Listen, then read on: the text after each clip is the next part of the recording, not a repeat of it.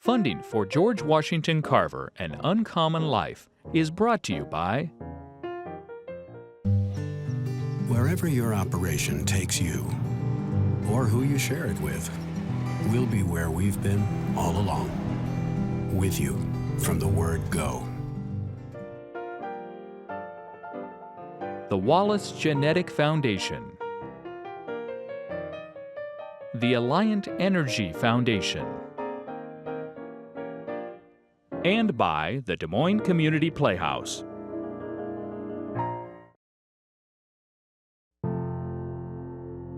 He was a man of many talents. He was an individual with a broad foundation and a love of life. He was more than just a scientist. He was an artist, he was an educator, he was a humanitarian, and he did so much to help others. Scientist, professor, a leader, a man of faith. He was a conservationist. He was very creative, and he had a childlike wonderment about life. He loved humanity in the beginning. He loved black and white. George Washington Carver was a man of hope.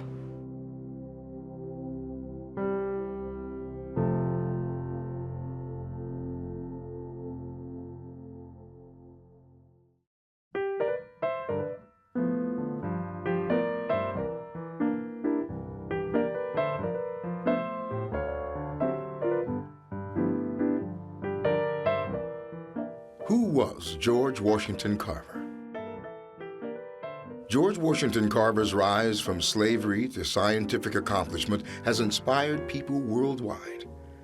Even today, children study the story of Carver, and lists of prominent African Americans always contain his name. Yet time has dulled the luster of his reputation, reducing him to the man who did something with peanuts. George Washington Carver was a complex man who had many gifts. In 1941, Time magazine dubbed him the Black Leonardo. George Washington Carver was an artist. He was a scientist. He was a geologist. He was a poet. He was a Bible scholar.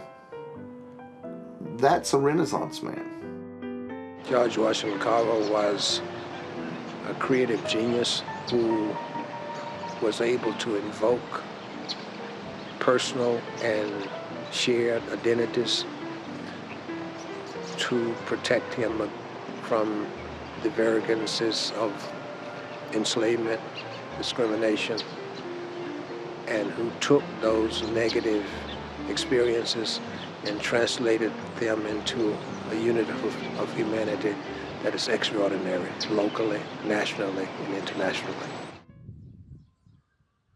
Following Carver's death in 1943, the nation rushed to memorialize him. Congress made his birthplace a national monument. Postage stamps and coins were issued with his likeness, and naval vessels and scores of public buildings were named in his honor. He was a man of concern, a man of vision, a man who actually wanted to make a difference. And the difference wasn't necessarily for him. It was a difference for other people. Born into slavery in the final months of the Civil War, George Washington Carver rose to become one of the best-known and widely respected African Americans in the world. Henry Ford called him the world's greatest living scientist.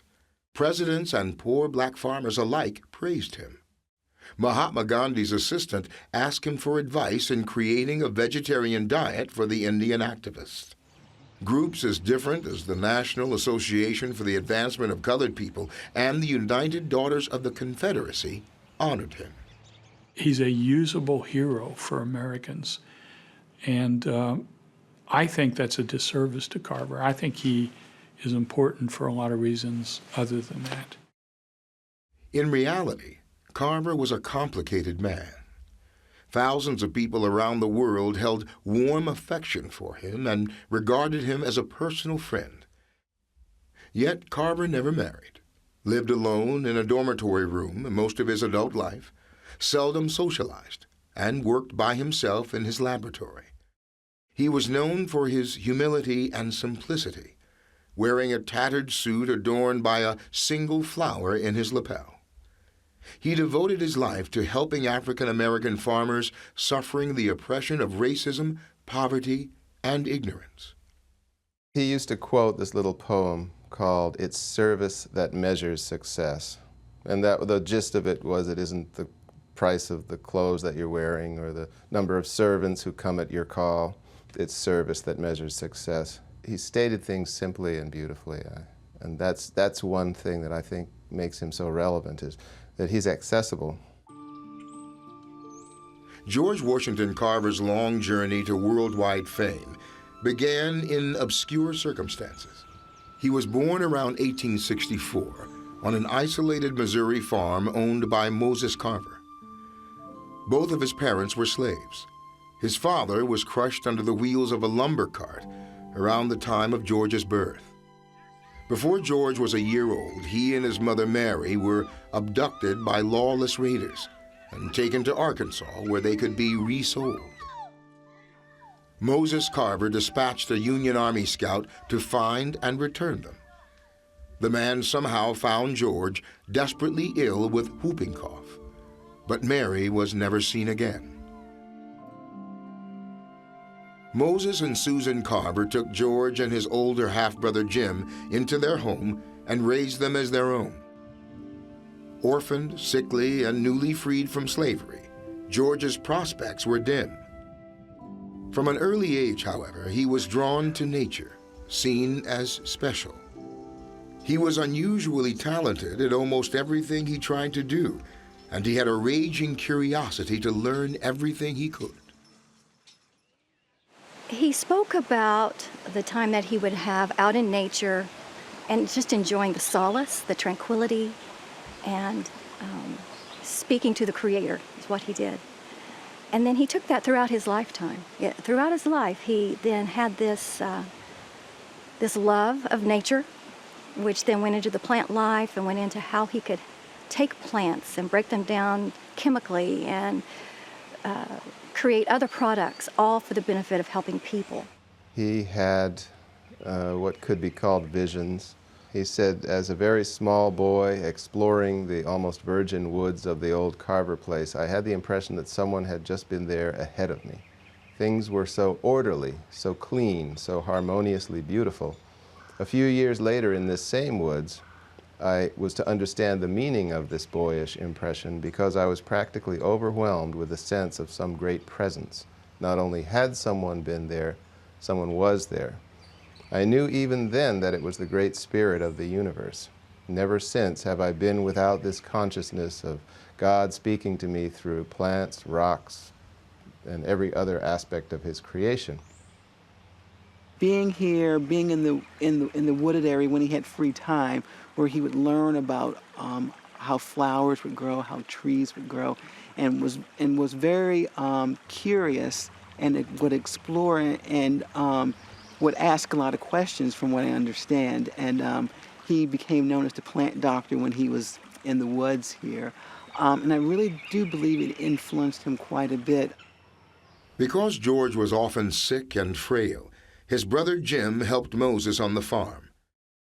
George helped Susan with household chores, where he learned to sew, cook, and do laundry and needlework. Moses' influence was seen in George's relentless work ethic, love of music, and his disdain for wastefulness. The paradox is that this young African-American kid grew up in a household dominated by two rather elderly white people. And for a time, he had his brother Jim with him. But beyond his brother Jim, there's no evidence that Carver had much contact with other African Americans. And to me, that's a very important reality of his life. So he's born in a state that is in great conflict.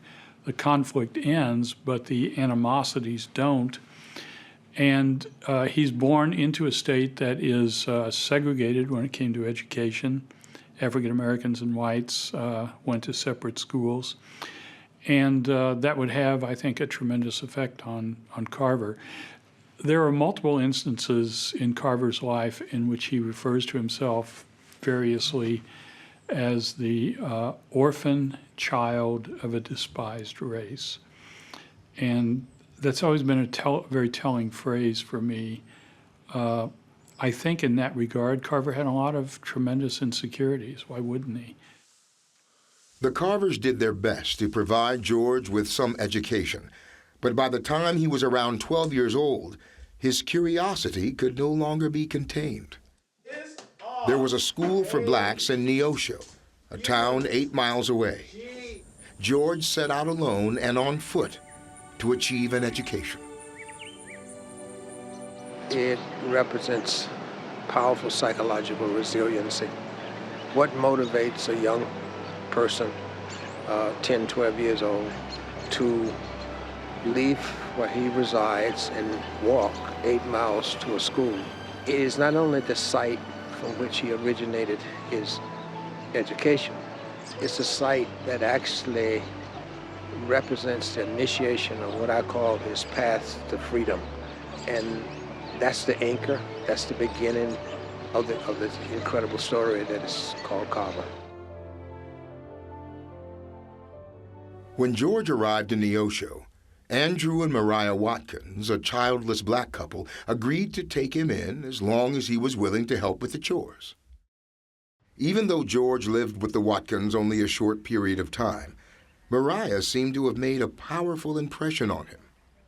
She was a midwife in the community and had a great knowledge of plants and their medicinal powers, which appealed to George and inspired his lifelong conviction illnesses could be cured through the proper use of plants and the products extracted from them. Mariah's strong faith also influenced George, and she was the first person he met who urged him to use his genius to serve their people.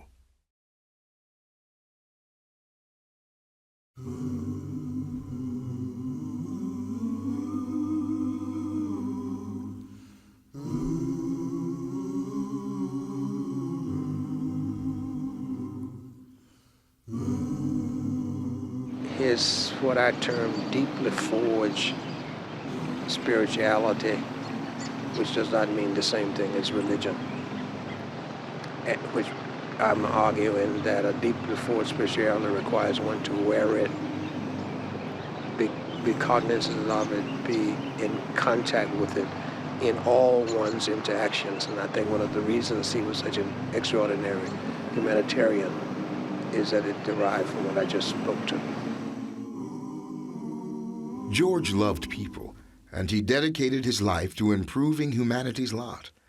He once wrote, "I love humanity and all humanity who is struggling to be something and somebody. I am not interested in complexion, texture of hair, nationality, etc. I like all of God's work. So may we continue to pray and to love each other more and more, if possible, as time moves on." That's what Jesus Christ did. He came to serve others. And that's why I feel that Carver did. I think the influence and influence of his life, like that of Christ, influenced a lot of other people in a very positive way. Dreams were real to him. Dreams he perceived to be God's way of talking to him. And in that regard, I think he thought he was special, that he was imbued with qualities that were God-given. And I think that was a source of great strength for him and a source of confidence. I've always said God gives everybody a talent. And God gave George Washington Carver a talent for science without compromising faith, religion, or God. And I think that's what motivated him. He was born with this mission. Even when he's a little boy, he probably didn't know when he was 5 years of age that he was going to be a great scientist and a great humanitarian, but God instilled that in him at birth. Okay, no, Mr. Carver? George's teacher, Neosho, was unable to give him the level of education that he desired. So when a couple stopped at the Watkins home on their way to Fort Scott, Kansas, he hitched a ride. He made friends, many of them white, but he was never far from the shadow of racism. In Fort Scott, he witnessed the lynching of a black man and left town immediately. Later, he was admitted to Highland College in Kansas, only to be turned away when officials saw the color of his skin. Those kinds of things could drive you into, a cave. You could just back up and say, I just can't face this. But he didn't. He just kept driving forward and facing the harsh realities ahead. And it's so interesting because towards the end of his life, when he was hired to be a spokesman for interracial cooperation, and what an impact he made on so many people that went on to impact others and impact others. And all those experiences he had, the encounters and the racial barriers, struggles, prejudice, and yet keeping one foot going in front of the other. One thing that I can appreciate from Carver is that, as an African American, is that all the things that Carver went through, leaving here and experiencing hate, and he did experience hate, that Carver was never bitter. And that's something that I definitely can appreciate. Even in our society today, which some things that Carver went through are still very relevant today as well. And sometimes I look on Carver's life story as an example of how I can be a better person as well. He didn't take the tragedies of life, the disappointments of life to define him. And he had things happening so much, so many things, that you're like, how in the world did he even ever want to do anything, much less do something? Why would he want to help somebody else if he wasn't getting some of the things that he thought he should have?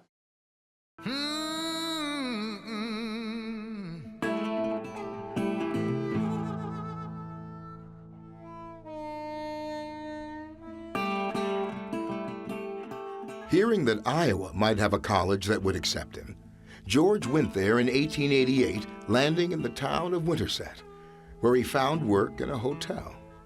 Visiting a local church there, he met a white couple named John and Helen Milholland. They treated him like family. Years later, he would say, "Mr. and Mrs. Milholland have been my warmest and most helpful friends." They did not know that he was going to grow to become this famous scientist or this famous educator. They just saw that he was a person who had worth. They saw a person who had potential. And they took the time to learn about him as an individual, and they took the time to see what they could do to encourage that potential. Though we all can't be like Carver, because I believe he had a real genius, we can all be like the kind of people who encouraged him and inspired him in his way. Just regular, everyday people doing what they could to learn about a fellow human being. Helen Milholland encouraged George to apply to Simpson College, a small Methodist school 20 miles away in Indianola, Iowa. He was accepted and enrolled on September 9th, 1890. Carver came here and presented his credentials, and the president, President Holmes at that time, said, "Well, of course you're welcome here," and admitted him, and thus began his career at Simpson College. Years later, George acknowledged the warmth of his reception at Simpson College, simply saying, "They made me believe I was a real human being."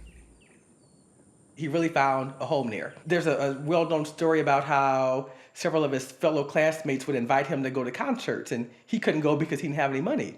And before long, after this was known, he would return home to find concert tickets slid underneath his door.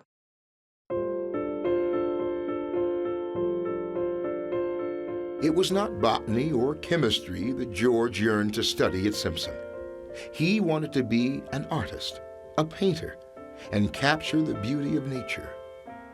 So it was that he asked Etta Budd, the college's art teacher, for admission to her class, and she gave him the chance. It's kind of interesting in that she was new to Simpson College the same year that he came, and she was a first-year faculty member in art, and he had been drawing and wanted to pursue his art, and met with her, and she was reluctant actually to let him in her art studio because he didn't present a portfolio or any of the usual reviews that would give her an indication of his talent. Nonetheless, he persisted. He was an impressive fellow, and he flourished. And she encouraged him, and as he grew as an artist, she helped encourage him become better and more adept.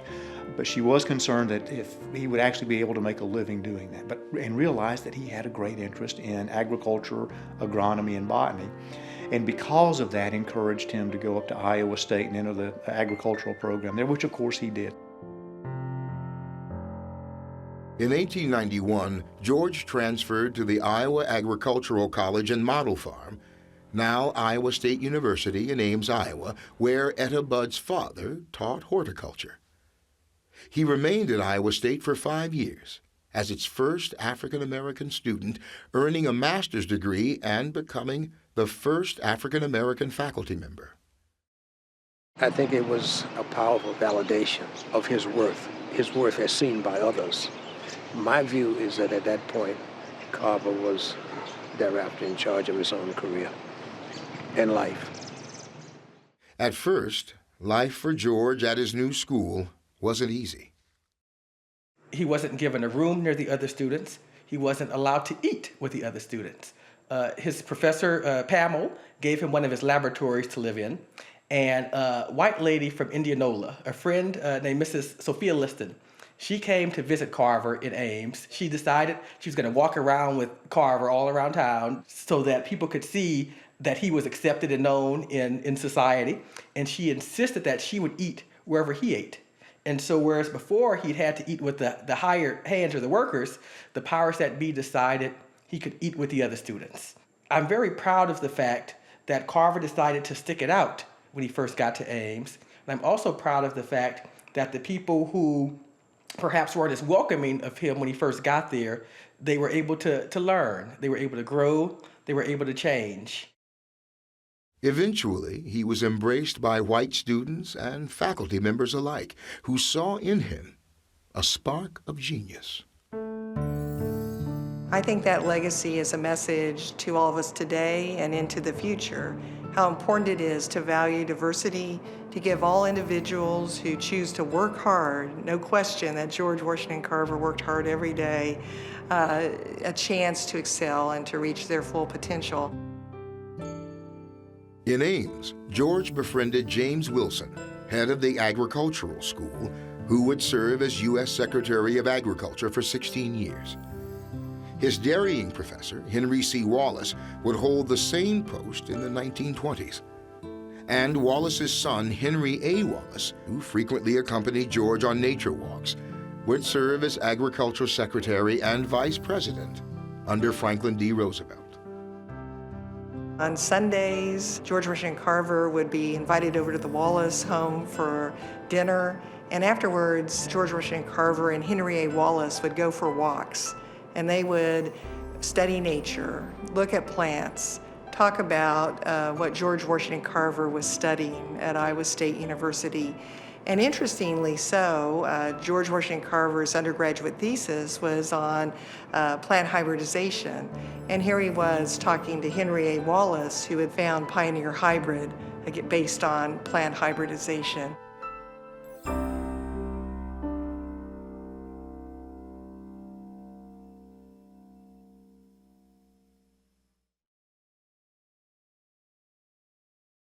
George planned to obtain a doctorate at Iowa State, and the school wanted very much to keep him on its faculty in what could have been a contented life of academic distinction. Then, in 1896, a letter arrived that would change everything. "I cannot offer you money, position, or fame," it said. "The first two you have. The last, from the place you now occupy, you will no doubt achieve. These things I now ask you to give up. I offer you in their place work, hard, hard work, the task of bringing a people from degradation, poverty, and waste to full manhood." It was signed by Booker T. Washington, the principal of an industrial and teacher training institute for black students in Tuskegee, Alabama.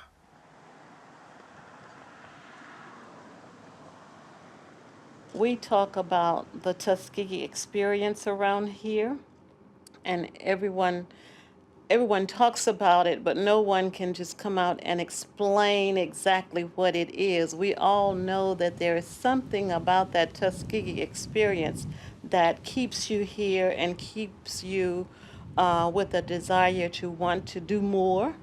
It may be the grounds of Booker T. Washington. It may be George Washington Carver, because those were two great men who walked the grounds of Tuskegee. And so it's an honor and a privilege actually to come behind them and do something substantial for the university. Booker T. Washington was determined to make Tuskegee a leading educational institution in the South, and his most pressing need was to establish an agriculture department. But to establish such a department, Washington recognized that he needed a black man with an advanced degree in agriculture. And in all the country, there was only one such man, George Washington Carver. To lure Carver to Tuskegee, Washington offered him an annual salary of $1,000 plus living quarters. Despite Washington's warning of hard work, Carver replied to him, "It has always been one ideal of my life to be the greatest good to the greatest number of my people possible.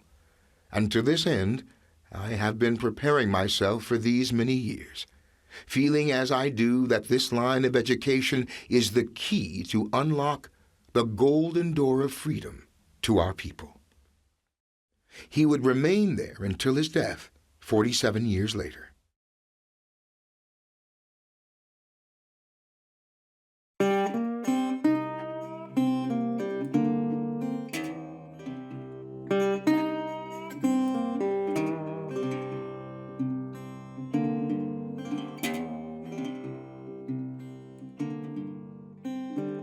Booker T. and Carver believed that people needed to be taught not only how to live, but to live beautifully, and live well, and to make beautiful things out of everything that was functional. So I think that's important, that kind of contribution to learning that they gave. And that legacy is what made a whole 2 or 3 generations back feel that they could do anything. We had these brilliant doctors, brilliant scholars up on campus because they had a place to be geniuses, to show their genius in this little cocoon, some like little protective sphere. And it started with Booker T and his school. He made a place, a space for people to excel. Carver was part of that. Carver had never been in the Deep South. Almost everything about Alabama's system of agriculture, with its heavy reliance on cotton and its system of tenant farming called sharecropping, appalled him. When he first came on the train here to Tuskegee, he talked about seeing all the poor sharecroppers' homes and thinking, wow, they could do better. And he knew that he could help them do better. And he spent pretty much that whole career here doing work that was going to influence and help those local farmers improve the quality of their lives. In addition to being administrator of the agriculture department and 2 experimental farms, Washington expected Carver to teach a full load of classes, serve on the Institute's executive committee, oversee the beautification of the campus, serve temporarily as its veterinarian, and establish an outreach program for poor black farmers in the surrounding area. Washington had one vision for Carver, and Carver had another vision for himself. It was tumultuous at times, but I think, and I know, that they both had a mutual respect for each other. Carver began his teaching in an old shack with no facilities. In order to establish some sort of laboratory, he had to root through junk heaps to find usable bottles and other items. Why in the heck did he come to Tuskegee? Where he came, where people were jealous of him, clearly the resources he obtained were less. came to a hostile environment, both politically, socially. Despite all that, why did he come?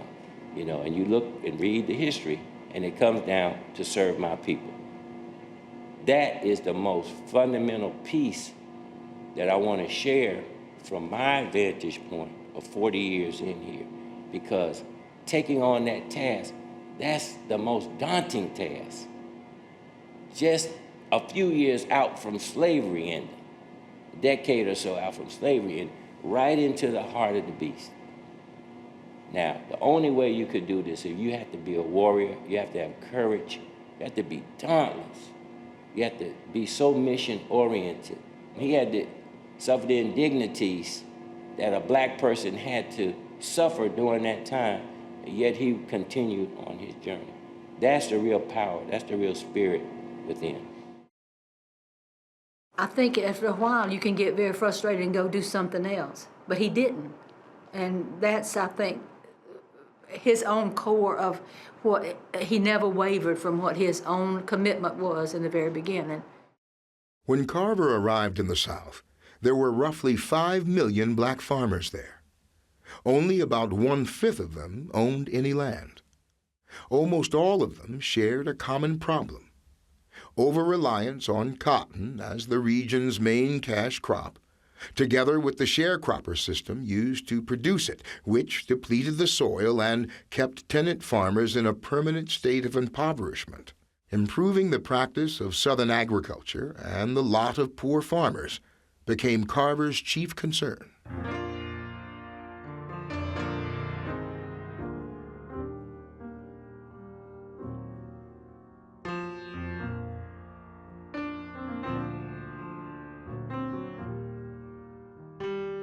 I think that Carver quickly recognized whatever preconceptions he had about the South when he went down there, he quickly recognized the enormity of the challenges he faced. And so I think he concluded very quickly that he had to come up with some practical ways that would improve the lives of mostly the tenant farmers and the sharecroppers who were living in the South. And he tried to impact their lives in tangible, specific ways that would help them on a day-to-day basis.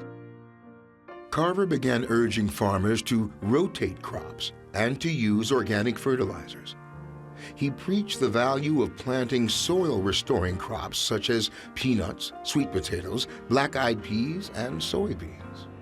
He adapts it to the circumstance and develops a very different version of what scientific agriculture should be. One that emphasizes ecological thinking to a degree that very few, maybe no other progressive era endeavors did.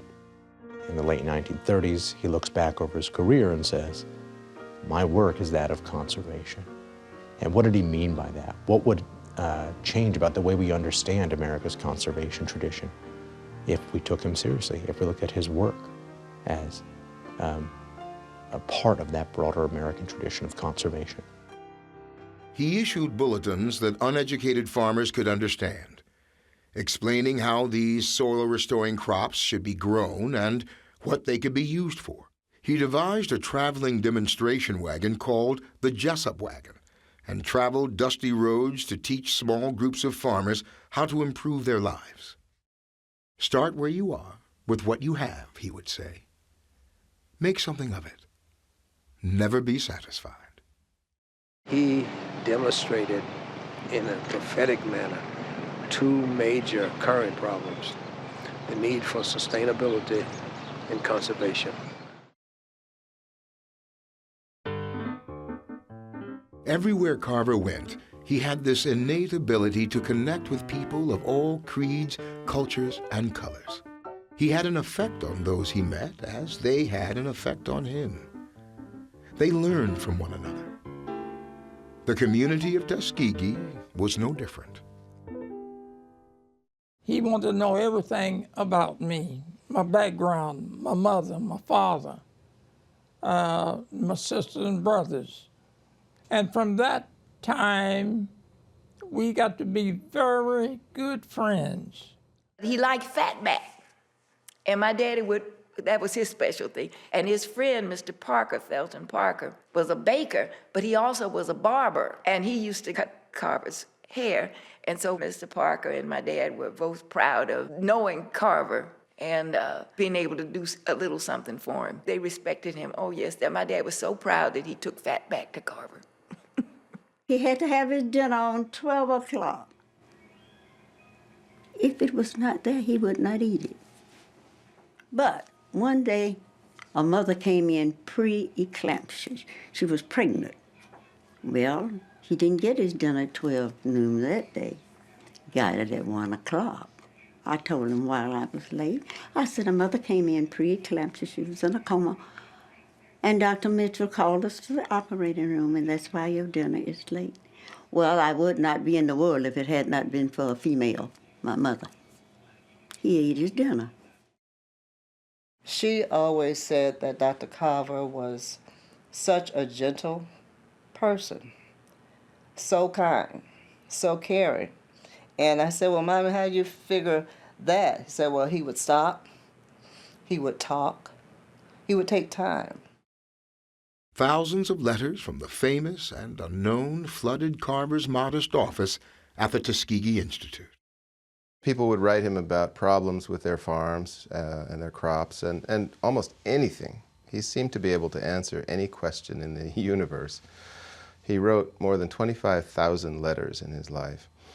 Well, he would receive all these letters, 6 or 8 or 10, and he would read them at night, go to sleep, and he believed that the problems were worked out while he was asleep in his subconscious.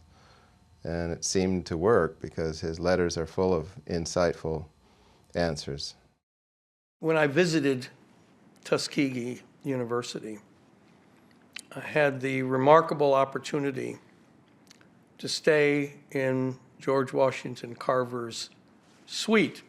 And I realized, how long he was there, half a century.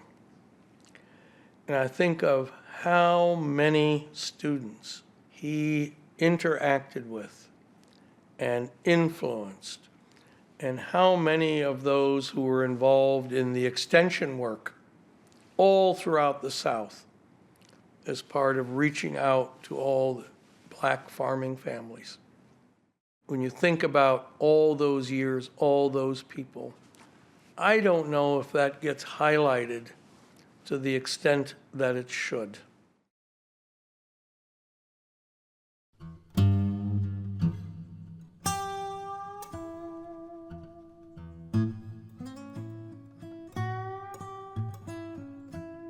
Most agree that Carver was a gifted teacher, whether in the classroom or in the field, who instilled a sense of wonder and curiosity in his students. I interviewed a number of his former students. Admittedly, they were quite elderly, but they had a great admiration for him as a teacher. I don't think he was a conventional teacher who stood before class and lectured. One former student of his described him to me as being like Socrates. He said he would never tell you anything. He would force you to work for answers yourself. And I think that's why students found him so challenging and interesting. And there's abundant evidence that he spent enormous amount of time with students, and that even after students left, he maintained correspondence with them. And a lot of these letters, and I've read many of them, are addressed to him as Dear Daddy, Dear Father, Dear Dad. And he would often sign these letters as your father. He never married and never had children. I think his students were his surrogate children in that regard. Just a simple individual, wasn't hard to talk to, just as kind and nice. You would think, he would, being a genius, you would think he would kind of be a little standoff, a little selfish, not kind and not polite. He just acted like a real human being. You must get an education, and you must do this, and you must do that. And he really affected my life greatly. At administration and faculty politics, Carver was less adept. Booker T. Washington, perhaps the nation's most influential black man in the early years of the 20th century, was increasingly away from the campus. Carver found himself embroiled in bitter rivalries that eventually would cost him the chairmanship of the Agriculture Department. Carver expected total deference. He didn't expect anybody to question his decisions or his actions. And so as a consequence of that, I think they clashed. Carver quit Tuskegee several times. He sent in his resignation. Never was accepted. But Carver believed in the work of Tuskegee, to the point that when he died, he left his entire fortune to Tuskegee. He stayed in large part because of his loyalty to his adopted region and its struggling farmers, and to the hundreds of earnest students, his children, who idolized him. As his tenure at Tuskegee approached 2 decades, George Washington Carver was well known and respected throughout the South and among agriculturalists in other areas of the country. Then, in late 1915, an event took place that put Carver on the path to international stardom. Booker T. Washington unexpectedly died. They had a new president. Washington had only called himself the principal. He'd never said he was the president. But the new person, Robert Russo Moton, called himself the president. He was very good, but things changed a lot for Carver as soon as Moton took over. I mean, Carver was starting to want to withdraw into his laboratory a little bit more. And he pretty much told the new president that he was going to do that. He didn't really ask, and he went along with it. So suddenly Carver was able to control his own destiny. Within a year, he had been elected to the board of the National Agricultural Society and became the first black man to be elected a fellow in Britain's Royal Society for the encouragement of the arts. Yet few of Carver's inventions ever found wide use, and only 3 ideas were patented: 2 for paint produced from clays and 1 for cosmetics, leading some to question Carver's scientific legacy. He had a probing mind of developing things, and he didn't care anything about money. The auditor was on him all the time to cash his checks. One way to look at Carver's works is just to think about him being the integrator of research and extension and coming up with the multiple uses of peanuts, of ways of dealing with the boll weevil, crop rotations, which some people may say that's not science because it's not basic, but it is real in terms of applying sciences that are going to serve society. There's a real role for applied research. It does not have to justify itself. That's always been a puzzle to me, is that people have claimed that Carver wasn't a good scientist or wasn't a scientist because they never could find any of his works to prove it. Well, we have those works. They dispel any of that. They're replete with any numbers of calculations, observations. He uses the scientific method over and over again. That alone should settle the issue. I think in everything he did, he said he was searching for the truth. That's what science is about. So I think he was true to himself, and he never wavered from what he really believed. Carver came to prominence around 1920 for his work with peanuts, which eventually led to his creation of over 300 products from the plant. He said that one time a woman came and said, "Well, Mr. Carver, I planted all these peanuts, and now what am I going to do with them?" And he said, I had a sort of stupid look on my face, and I said, "Well, I'll think about it." And he went back to his laboratory. And that's the famous story of when he sat out in the woods and said, Mr. Creator asked him what he should do. And the Creator said, "Well, what do you want?" And he said, "I want to know all about nature, something very broad, and the Creator said, that's far too big a question for you, little man. You must narrow it down, increase the intent and decrease the extent. And Carver said, well, how about knowing about the peanut? And he said that the Creator said, well, that's a little bit more your size, but it's still infinite. And so Carver set to work and created hundreds of products out of the peanut, and this was a demonstration. This is to say, look what you can do. His peanut work intrigued people, and so became the main feature of his public persona. Sometimes his message of planting soil-building crops got lost in all the attention he received on that one phase of his work.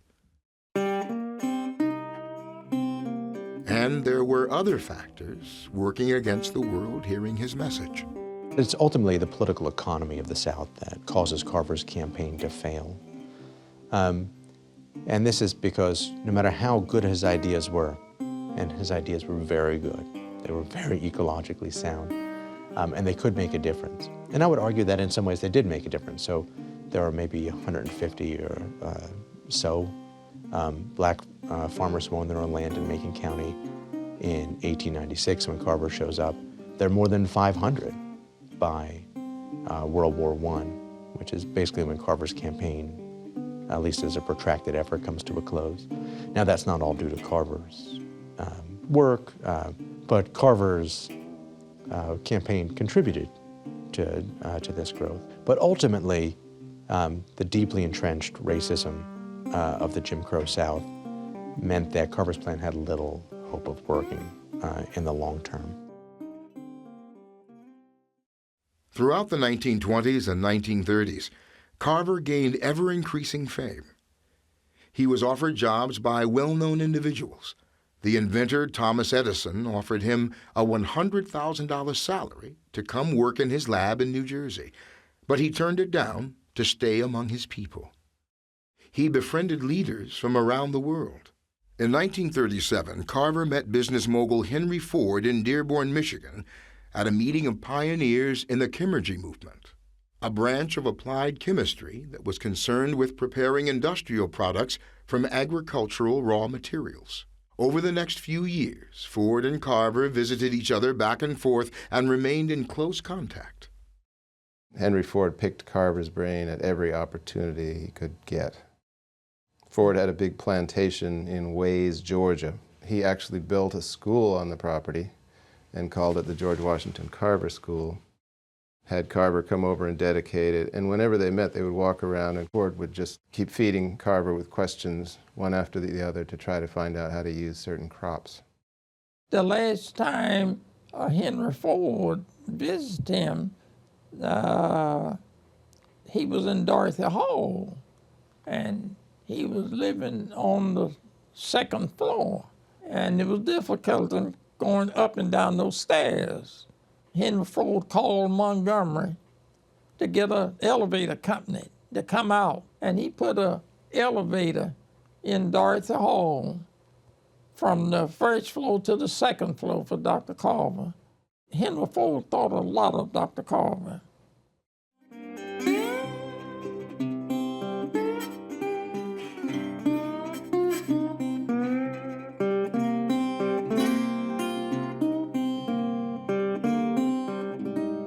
To African Americans, Carver had become living proof of a black man who had overcome great difficulty and achieved greatness. I have experienced a lot of discrimination that he experienced, and I admired him because of the obstacles with which he was confronted. And he did all this with grace, with determination, with courage, never bitterness. So he was a great model for me to try to exemplify. He was trying to bring this whole group of people up from nothing.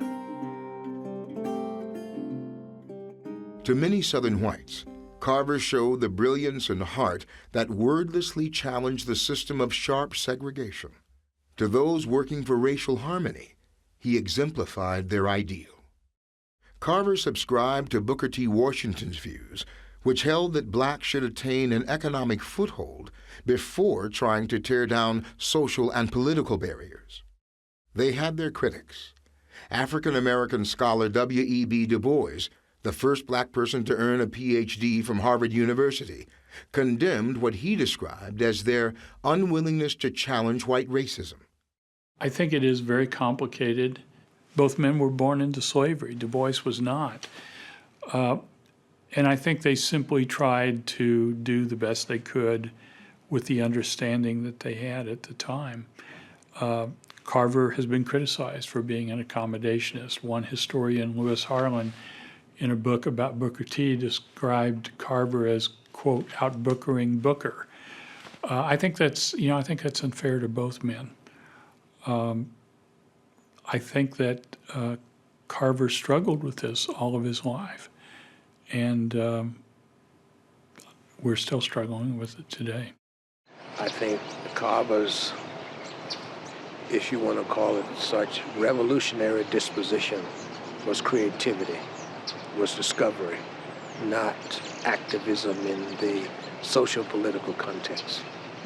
Could he have done more in that regard? Yes, but I think he was made differently.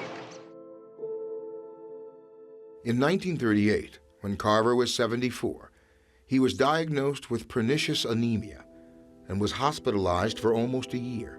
As soon as he could, he returned to experiments in his laboratory, preparing his legacy in the Carver Museum at Tuskegee and establishing the George Washington Carver Foundation to carry on his work with needy farmers. George Washington Carver died January 5, 1943, at around age 78, and is buried on the Tuskegee campus near Booker T. Washington. He could have added fortune to fame, his epitaph reads, but caring for neither, he found happiness and honor in being helpful to the world. I was in the desert in North Africa, and Edward R. Murrow, the distinguished announcer, was broadcasting from London. He said, Dr. George Washington Carver, the distinguished scientist in America, died today. It was sad. It was very sad news to me. And so that was the last of Dr. Carver. 75 years after his death, the world still looks to Carver for inspiration. Students continue to report on his life, and thousands of people still visit the places that honor him. His is a legacy that defies time. In 1941, he opened all of his artwork to the public. He put on a big exhibition, and there had been nothing up to that time. All of his works from Simpson College and a few since then. And people were stunned at the fact that this great agricultural expert, chemist, botanist, et cetera, was also an artist. A good friend of his who was writing an article, she asked him that question, Bess Walcott. She said, how have you been able to do many things? And he said, would it surprise you if I told you I have only been doing one thing? And he said Tennyson, Alfred Lord Tennyson, the English poet, was working at the same job, and he picked up a little plant, tiny plant in his hand with the roots still on it and soil clinging to the roots. And he quoted Tennyson, flower in the crannied wall, I pluck you out of the crannies, I hold you here root and all in my hand. Little flower, but if I could understand what you are, root and all in all, I should know what God and man is. And this really was the core of Carver's thinking. He said Tennyson was seeking truth. That's what the artist is seeking, that's what the scientist is seeking, and that's what I've been doing all my life.